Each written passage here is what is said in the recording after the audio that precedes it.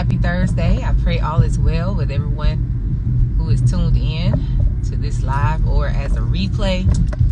I have been in reflection recently about this idea of self-improvement. A lot of people are drawn into the world of self-improvement from a righteous place, from just feeling like, I want to, some people feel like I want to make sure I'm approaching life in the right way and as a good person. Some people may have come from a place of feeling like you have failed in life, or you've been dealing with certain situations because you need to improve yourself. And both of those situations that lead people down the road of this self-improvement journeys are, they're righteous places. But this is what I want to say today. Be careful. Be careful when you begin to approach this idea of self-improvement, because there's two things that can happen subtly and you don't realize it, right? One, you could be attempting to improve yourself from a righteous place, but you're still bigging up or expanding the ego. You could be striving from a righteous place to be a quote-unquote better person, but you could be still expanding or bigging up the ego because you haven't come to a place of understanding truly the self. And so if you don't really understand what the self is and you go and try to improve the self, then you're still approaching it from an egoic standpoint. The other thing I wanted to say to be careful about in this idea of improving yourself is approaching that journey from a place of guilt or shame or fear or despair. Because wherever it starts, the root of it becomes the fruit of it, right? So what happens is you will begin to attract people who you resonate with, as far as from a place of like maybe teachers or healers or people like that you begin to trauma bond with. So instead of these people being a source of your growth, you feel like you're growing, but that seed of guilt or shame or doubt is growing and you don't even realize it. You don't even realize it. You don't realize that you've attracted someone who's from a vibrational match of a space that you're trying to move from. So I want to give an example of both. So the first one, I said you want to be careful when you're approaching a journey of self-improvement or self-growth. Be careful that you truly understand what the self is, right? And so there's two self that I think you want to pay attention to. What I call the lowercase self and the uppercase self, right?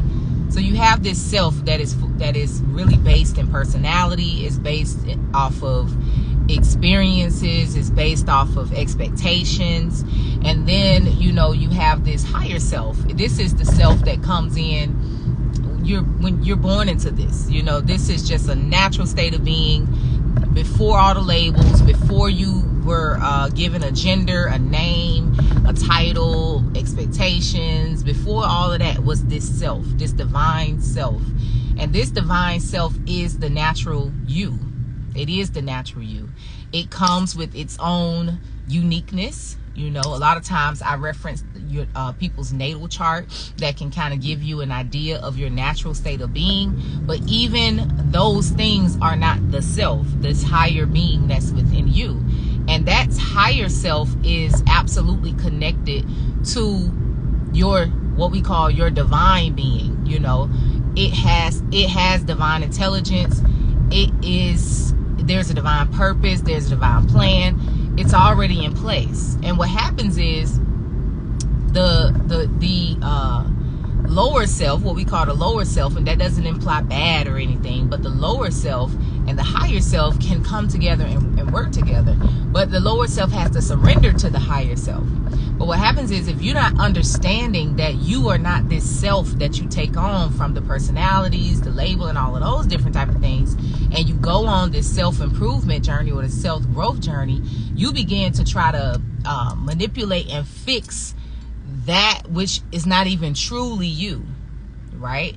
So you take on this title as a daughter. Now I want to be the best daughter that I can be. Not from a place of what I'm naturally led to be like, but from a place of what societal standards is, or what the family standards are, you know, or what the environmental standards are. Not from where you naturally are led, how you're naturally led to be. Or you maybe have been functioning as a daughter. I'm just using daughter as one of the titles. As a daughter from a place of fear or anger or insecurity. So now you're overcompensating, you're seeking validation, you're doing all these different type of things. That's still not your natural state of being as a daughter. Your natural state of being as a daughter doesn't have all of the impressions on it from society, from experiences, from any of those different things. There's a release of all experiences, all titles, all expectations, all those different things, and you sit with yourself, and it's revealed to you who you are, what you are, and how you best reflect a daughter. And then you show up as that in confidence, knowing and trusting that you're coming from the righteous place. You know, you are just following your natural state of being's guidance when it comes to you being a daughter.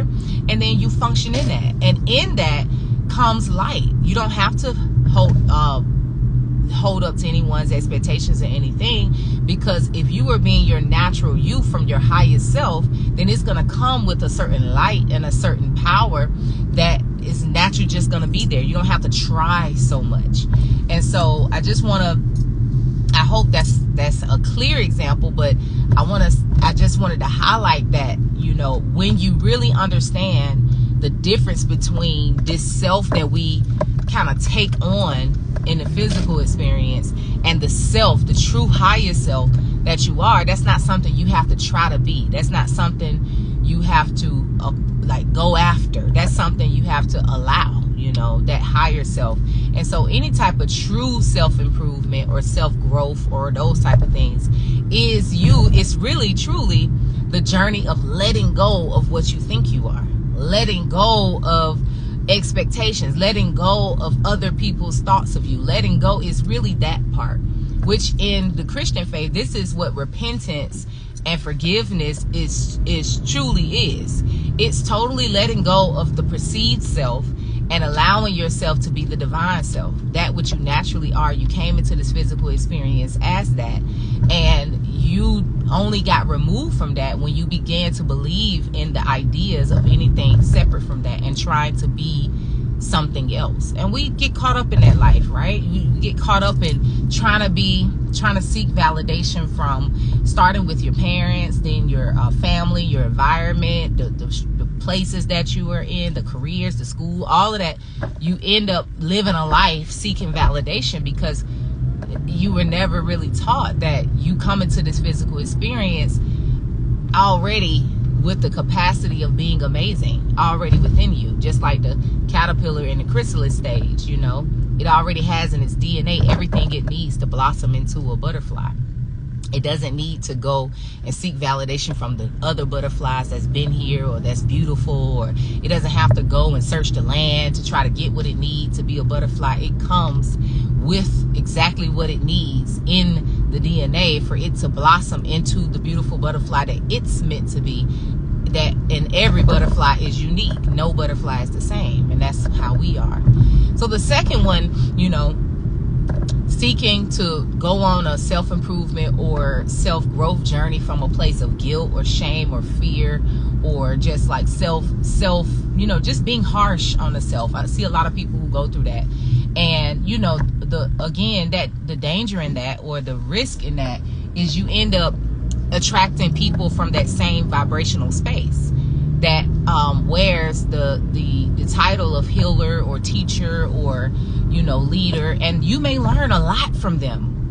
But what you may find is they also, just their energy also amplifies the energy of your own guilt, the energy of your own anger, you know. Sometimes I run across people, you know, who are in spaces of leadership or in titles. They have titles of teachers or leaders, and I'm like, man, they sound angry, you know, man, they sound afraid, you know, they like it's still there. And it's not to discredit what they offer, by no means, you know. It's just that you're going to attract that vibration.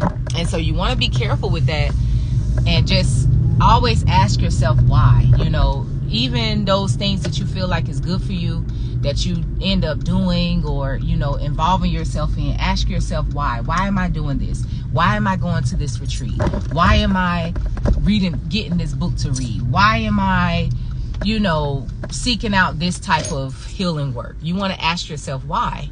And from that place, if it's from a place of because I feel guilty, or because I feel, you know, this or that, you want to try to balance that out and realize, okay, that's the place I'm coming from. Let me try to change that to a higher vibration. I'm doing this because I value happiness. I'm doing this because I value clarity, those type of things, instead of I'm doing this because I done did some effed up stuff in my life. I'm doing this because I'm broke, you know. I'm doing this because, no, you want to, because again, where you start from, the foundation of it, you're gonna see the fruit come from that. The seed of it, you're gonna see that fruit, you know. So if the seed is in guilt or despair or shame, then it's going to reflect that, you know, everything that comes from it, even the things that you strive to do that's better. And then another thing is in your approach to your self-growth journey, your self-empowerment journey, sit with yourself and strive to realize, you know, what it is that you feel you need to help you to grow. Is it clarity? Is it kindness? Is it love? What is it that you feel like you may feel that you're missing, or something like that? And, you know, be in a space where you can attract that. You can attract things that help you to align with those vibrations. Just to be careful, you know. So yeah, I pray this was clear. It's just really the main thing is, you know, I realize that a lot of times, you know, when people are addressing their trauma or what they perceive to be trauma, or feeling like they need to improve in life, it's really coming from a place of I'm not good enough. It's really coming from a place of I need to be better. And you just have to be careful with that, because at the end of the day, you know, self-improvement, self-growth is something that's good.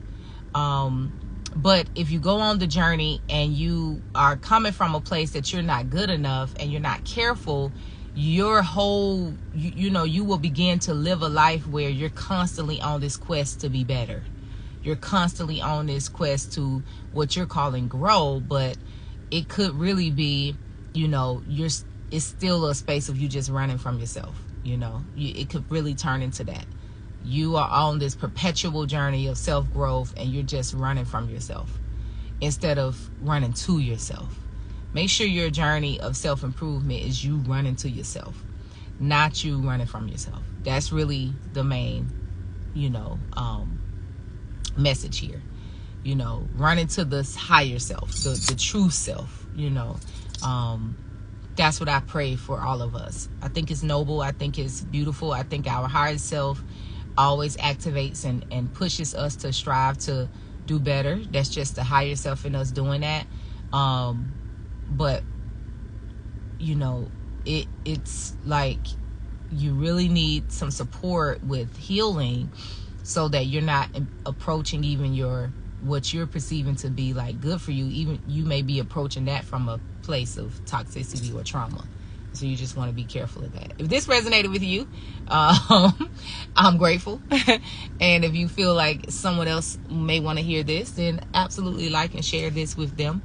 And as always, I continuously pray for us to continue to heal in our heart space. May our hearts continue to heal. May our hearts become light. May our minds be clear.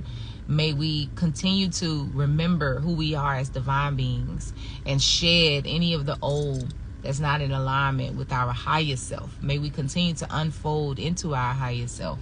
And may we continue to grow in wisdom, knowledge, and understanding. Happy Thursday. Enjoy the rest of this Jupiter day. Peace. Peace and love.